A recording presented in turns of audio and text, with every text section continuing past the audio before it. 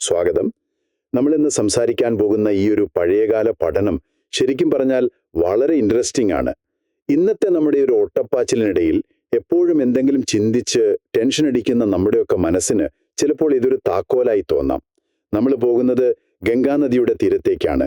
ഏകദേശം 2500 വർഷം മുൻപ് ബുദ്ധൻ തന്റെ ശിഷ്യന്മാരോട് സംസാരിച്ചൊരു കാര്യമാണ് ഈ സോഴ്സുകളിലുള്ളത്. ഫേണുപിണ്ടോപമ സുത്തം, അതായത് നുരയുടെ പിണ്ടത്തെക്കുറിച്ചുള്ള പ്രഭാഷണം. അതെ, പേര് കേട്ട് പേടിക്കണ്ട. സംഭവം വളരെ ലളിതമാണ്. ഞാൻ എന്ന് നമ്മൾ പറയുന്ന ഈ സംഗതി ശരിക്കും എന്താണ്? അതിനെ 5 ഭാഗങ്ങളായിട്ട് തിരിച്ച് പരിശോധിക്കുകയാണ് ഇവിടെ. നമ്മുടെ ശരീരം, പിന്നെ നമുക്കുണ്ടാകുന്ന സുഖവും ദുഃഖവും പോലുള്ള അനുഭവങ്ങൾ, നമ്മുടെ തിരിച്ചറിവുകൾ, നമ്മുടെ ചിന്തകളും ശീലങ്ങളും, പിന്നെ ഇതെല്ലാം അറിയുന്ന നമ്മുടെ ബോധം. ഈ 5 കാര്യങ്ങളും നമ്മൾ വിചാരിക്കുന്നത്ര ഉറപ്പുള്ളതാണോ എന്നാണ് ചോദ്യം. അതാണ് ഇതേ ഒരു ക്ലൈമാക്സ്. ഈ 5 ഘടകങ്ങളുടെയും യഥാർത്ഥ സ്വഭാവം നമുക്ക് മനസ്സിലാക്കി തരാൻ ബുദ്ധൻ ഒരു 5 കിടിലൻ ഉദാഹരണങ്ങൾ ഉപയോഗിക്കുന്നുണ്ട്. നുര, വെള്ളത്തിലെ കുമിള, മരീചിക, അങ്ങനെ പോകുന്നു അത്. അപ്പൊ നമ്മുടെ ഈ ഒരു ചർച്ചയുടെ ലക്ഷ്യം ഇതാണ്. ഈ 5 ഉപമകളിലൂടെ ഒന്ന് സഞ്ചരിച്ച് നമ്മൾ ഞാൻ എന്ന് നെഞ്ചിൽ കൈവച്ച് പറയുന്ന ഈ സംഗതിയുടെ ഉള്ളിലേക്കൊന്ന് എത്തി നോക്കാൻ ശ്രമിക്കാം. തുടങ്ങാം. തീർച്ചയായും. ഇതിലെ പ്രധാന ആശയം കഴമ്പില്ലായ്മ അഥവാ ഒരു പൊള്ളയായ അവസ്ഥയാണ്.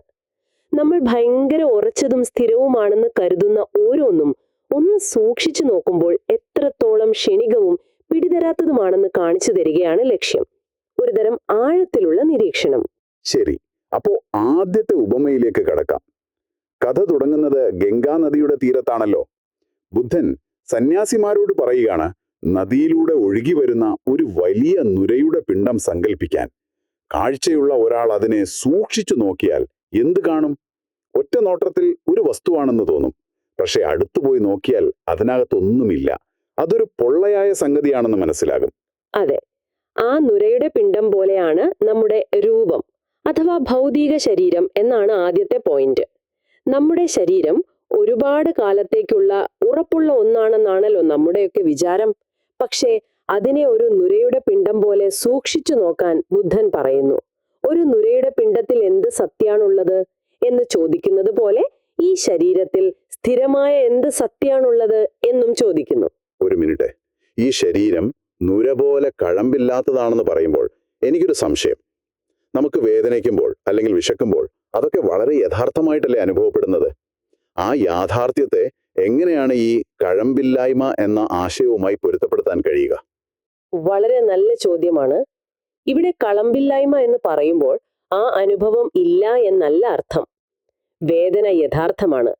പക്ഷെ ആ വേദനയെ താങ്ങി നിർത്തുന്ന ഈ ശരീരം സ്ഥിരമായ ഒന്നല്ല. അതൊരു നിരന്തരമായ മാറ്റത്തിന് വിധേയമാകുന്ന കോടിക്കണക്കിന് കോശങ്ങളുടെ ഒരു കൂട്ടം മാത്രമാണ്. ഒരു കാറ് പോലെ. നമ്മൾ അതിനെ കാർന്ന് വിളിക്കുന്നു. പക്ഷെ അത് ടയറുകൾ, എൻജിൻ, സീറ്റുകൾ, അങ്ങനെ പലതിൻ്റെയും ഒരു കൂട്ടം മാത്രമാണ്. നാളെ അതിന്റെ ടയർ മാറ്റിയാൽ അത് വേറൊരു കാറാകുമോ? ഇല്ല. അതുപോലെ ശരീരവും നിരന്തരം മാറിക്കൊണ്ടിരിക്കുന്ന ഒരു പ്രക്രിയയാണ്, അല്ലാതെ ഒറ്റക്കട്ടയായി നിൽക്കുന്ന ഒരു വസ്തുവല്ല. നുരയും അതുപോലെയല്ലേ? ഒരുപാട് ചെറിയ കുമിളകൾ ഒരു നിമിഷത്തേക്ക് ഒന്നിച്ചു നിൽക്കുന്നു, അത്രമാത്രം. ഓക്കെ, അപ്പോ ശരീരം എന്നത് സ്ഥിരമായ ഒരു വസ്തു എന്നതിനേക്കാൾ നിരന്തരം മാറിക്കൊണ്ടിരിക്കുന്ന ഒരു പ്രക്രിയയാണ്. ആ അർത്ഥത്തിലാണ് നുരയോട് ഉപമിച്ചത്. അത് വ്യക്തമായി.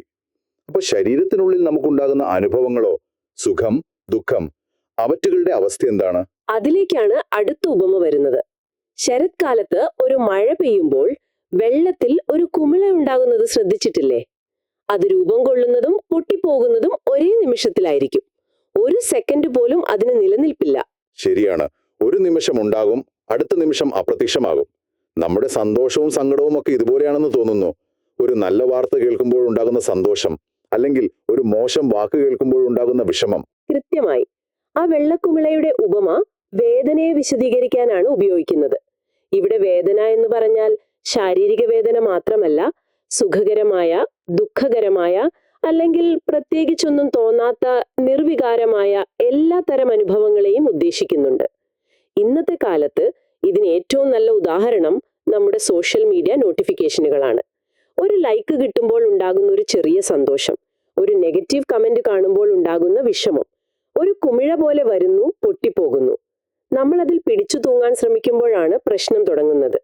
ആ കുമിള എപ്പോഴും അവിടെ നിൽക്കണമെന്ന് വാശി പിടിക്കുന്നത് പോലെയാണത്. അത് കൊള്ളാം.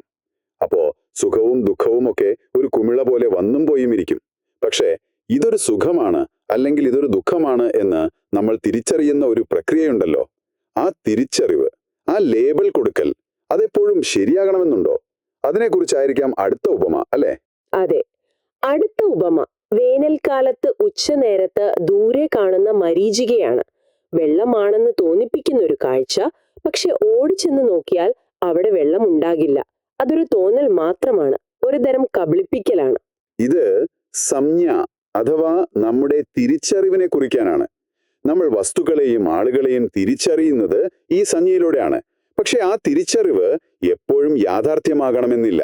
തീർച്ചയായും നമ്മുടെ പല തിരിച്ചറിവുകളും മുൻവിധികളാലും പഴയ അനുഭവങ്ങളാലും രൂപപ്പെട്ടതാണ്. ഒരു വാട്സാപ്പ് മെസ്സേജിലെ ഒരു വാക്കിന്റെ ടോൺ നമ്മൾ തെറ്റിദ്ധരിക്കുന്നത് ഓർത്തു നോക്കൂ. അവർ സാധാരണ രീതിയിലായിരിക്കും അയച്ചത്, പക്ഷെ നമ്മുടെ അന്നത്തെ മാനസികാവസ്ഥ വെച്ച് നമ്മൾ അതിനെ ഒരു കളിയാക്കലായി തിരിച്ചറിയുന്നു. അതൊരു മരീചിക പോലെയാണ്. യാഥാർത്ഥ്യം അതായിരിക്കണമെന്നില്ല. നമ്മുടെ ഈ തിരിച്ചറിവുകൾ പലപ്പോഴും യാഥാർത്ഥ്യത്തിന്റെ ഒരു വ്യാഖ്യാനം മാത്രമാണ്, അല്ലാതെ യാഥാർത്ഥ്യം തന്നെയല്ല. അവയും ഒരു മിഥ്യാബോധം നൽകുന്ന കഴമ്പില്ലാത്ത ഒന്നാണ്. അപ്പോ നമ്മുടെ ശരീരം നുര പോലെ, വികാരങ്ങൾ കുമിള പോലെ, തിരിച്ചറിവുകൾ മരീചിക പോലെ. ഇത് നമ്മൾ ഞാൻ എന്ന് കരുതുന്ന സംഗതിയുടെ അടിത്തറ തന്നെ ഇളക്കുന്ന കാര്യങ്ങളാണല്ലോ. ഇനി അടുത്തതിലേക്ക് പോകാം. എനിക്ക് വളരെ ഇഷ്ടപ്പെട്ട ഒരു ഉപമയാണിത്. ഉറപ്പുള്ള കാതൽ തേടി ഒരാൾ കോടാലിയുമായി കാട്ടിൽ പോകുന്നു. അയാൾ നേരായ വലിയൊരു വാഴ കാണുന്നു. അതിന്റെ കാതലെടുക്കാൻ വേണ്ടി അതിനെ മുറിച്ച് ഓരോ പാളികളായി ഇളക്കി മാറ്റുകയാണ്. അവസാനം കാതൽ പോയിട്ട് ഉറപ്പുള്ള ഒരു തടി പോലും അതിൽ കണ്ടെത്താൻ അയാൾക്ക് കഴിയുന്നില്ല. അവസാനം ഒന്നും ബാക്കിയാകുന്നില്ല. ഇത് സംസ്കാരത്തെ വിശദീകരിക്കാനാണ്. അതായത് നമ്മുടെ ചിന്തകൾ, ഉദ്ദേശങ്ങൾ, ശീലങ്ങൾ, മനോഭാവങ്ങൾ. ചുരുക്കി പറഞ്ഞാൽ നമ്മുടെ സ്വഭാവം അല്ലെങ്കിൽ വ്യക്തിത്വം എന്ന് പറയാം. പുറമേ നോക്കുമ്പോൾ നമ്മുടെ വ്യക്തിത്വം വളരെ ഉറച്ച ഒന്നാണെന്ന് തോന്നാം. ഞാൻ ഇങ്ങനെയാണ്, എന്റെ സ്വഭാവം ഇതാണ് എന്നൊക്കെ നമ്മൾ ഉറപ്പിച്ചു പറയും. ശരിയാണ്.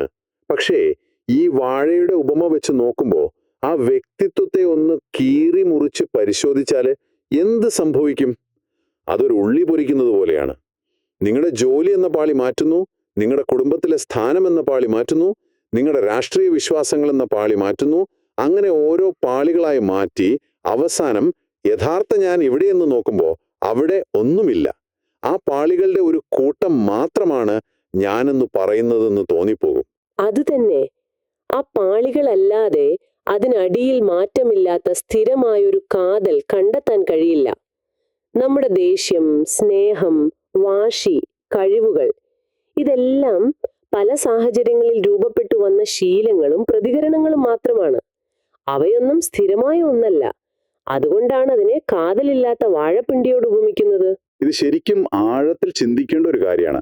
അപ്പൊ നമ്മുടെ ശരീരം, വികാരങ്ങൾ, തിരിച്ചറിവുകൾ, വ്യക്തിത്വം ഇതെല്ലാം കഴമ്പില്ലാത്തതാണെന്ന് നമ്മൾ കണ്ടു. പക്ഷേ ഇതെല്ലാം അനുഭവിച്ചറിയുന്ന ഒന്നുണ്ടല്ലോ, നമ്മുടെ ബോധം. അതിന്റെ അവസ്ഥ എന്താണ്? അതാണോ യഥാർത്ഥ ഞാൻ? അതാണ് അവസാനത്തെ ഉപമ. ഒരു മാന്ത്രികൻ 4 വഴികൾ ചേരുന്ന ഒരിടത്ത് ആളുകളെ അത്ഭുതപ്പെടുത്തുന്ന ഒരു ജാലവിദ്യ കാണിക്കുന്നു.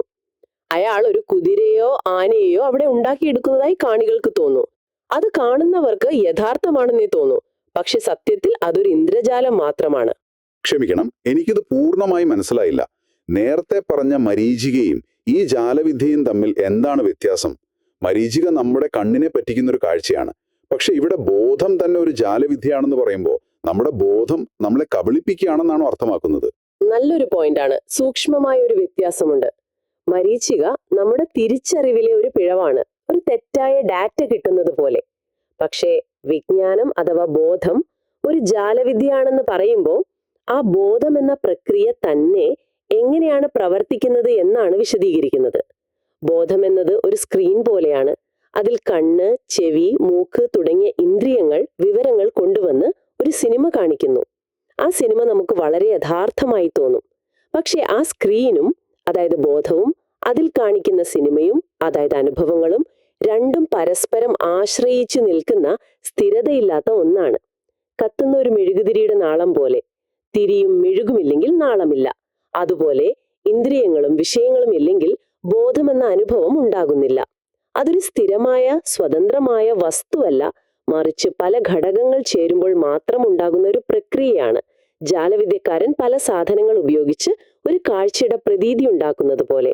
ഓക്കെ, അപ്പോ ഞാനൊന്ന് ചോദിക്കട്ടെ, ഈ പറഞ്ഞതെല്ലാം കേൾക്കുമ്പോൾ, അതായത് നമ്മുടെ ശരീരം, വികാരങ്ങൾ, തിരിച്ചറിവുകൾ, വ്യക്തിത്വം, ബോധം, ഈ 5 കാര്യങ്ങളും കഴമ്പില്ലാത്തതും പൊള്ളയുമാണെങ്കിൽ ഇത് കേൾക്കുമ്പോൾ അല്പം നിഷേധാത്മകമായി തോന്നാൻ സാധ്യതയില്ലേ? ജീവിതത്തിന് പിന്നെ എന്തർത്ഥമാണുള്ളത്? എല്ലാം വെറുതെയാണോ? ഇത് സാധാരണയായി ഉയർന്നു വരുന്ന ഒരു സംശയമാണ്.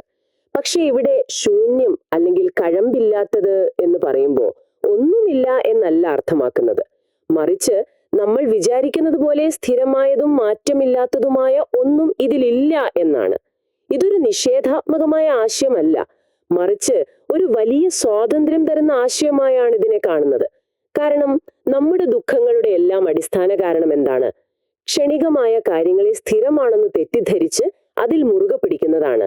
എന്റെ ശരീരം, എന്റെ സന്തോഷം, എന്റെ അഭിപ്രായം എന്നൊക്കെ പറഞ്ഞ് നമ്മൾ അതിൽ അള്ളിപ്പിടിച്ചിരിക്കുമ്പോഴാണ് പ്രശ്നം.